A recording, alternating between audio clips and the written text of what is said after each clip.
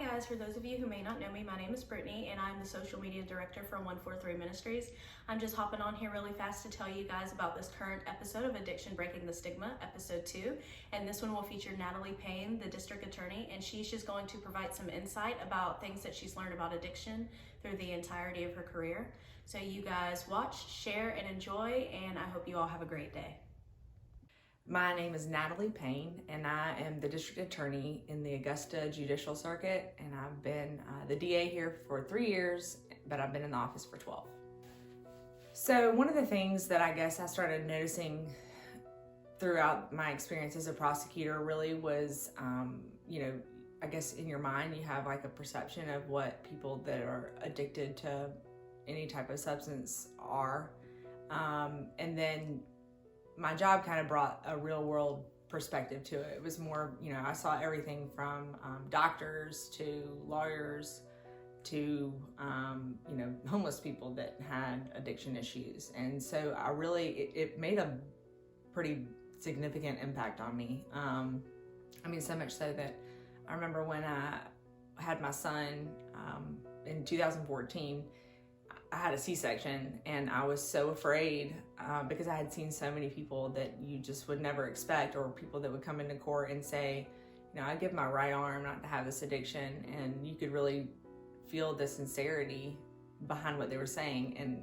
maybe that they had an injury that they started taking prescription drugs for, or it could have been through peer pressure, but there were so many people that would give anything to just not have that addiction, and they couldn't shake it. But when I had my son, I remember when I left the hospital, they thought I was crazy, but I was like, I don't want any opiates, because myself, I was scared. Like, I had seen so many people that never intended or thought that they would become an addict with an addiction that had robbed them of their whole life. Addiction has taught me patience and also compassion. I think that,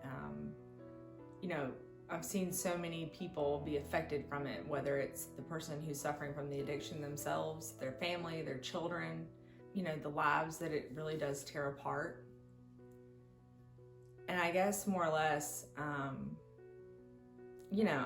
it has a profound impact on me just as a human, just to really understand that people are dealing with a pain that you can't see all the time, and it could be from any type of source. But people in our world struggle, and I think the most important thing that really we all learn from it is that you have to love each other, and you have to be willing to listen and show people that you care about them, but also to understand that it's not who somebody is.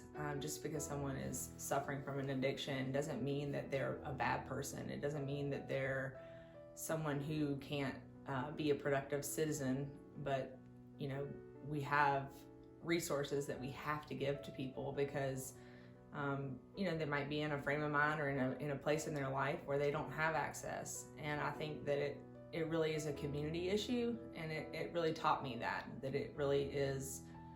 It's not just a person dealing with a substance abuse issue, it's a community problem. Above all, I guess, the most significant thing is that it really has softened my heart and shown me how important it is to have compassion for my fellow citizens. I think, if you're suffering from addiction, the most important thing that you can do for yourself is to love yourself first, but also to realize that you have to get to a point where you want to ask for help. You get so wrapped up in this lifestyle or living for just the moment that I think it's hard to remember what it was like to live for tomorrow. So most importantly, I ask for help. Realize that there are people that want to help you, whether it's the district attorney in your circuit, or pastor in your church, or your friend, or your parents or siblings. But people have to understand what you're dealing with, and you have to be real about it. You have to be honest with yourself.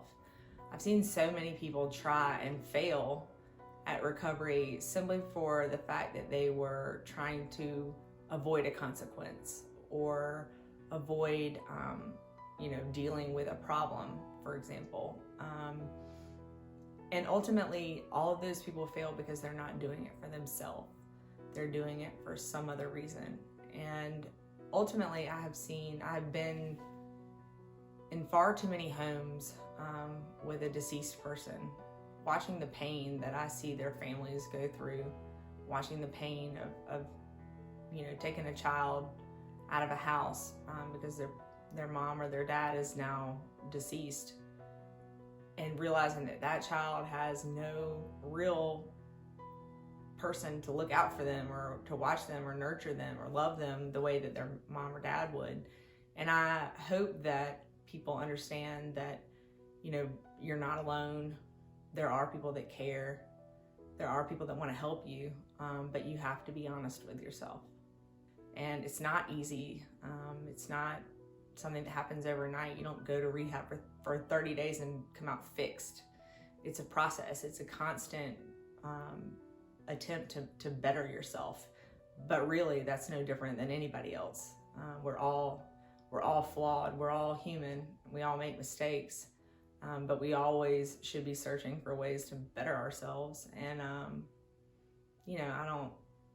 if anything, I have a lot of respect and admiration for people that are able to have the willpower to overcome something so strong, because it really is a chemical reaction that's taking place in your brain. And it takes a long time to undo all that. But most importantly, I just hope that people will reach out and get help, because there's life on the other side, and there's plenty of us that want to help and get you to where you want to be.